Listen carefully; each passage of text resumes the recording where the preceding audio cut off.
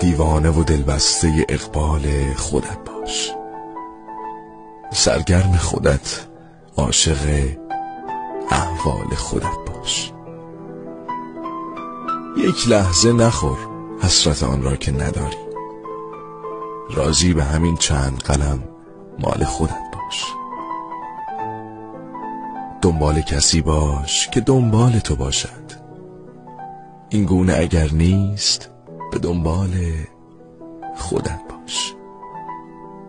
پرواز قشنگ است ولی بی غم و منت. منت نکش از غیر و پر و بال خودت باش.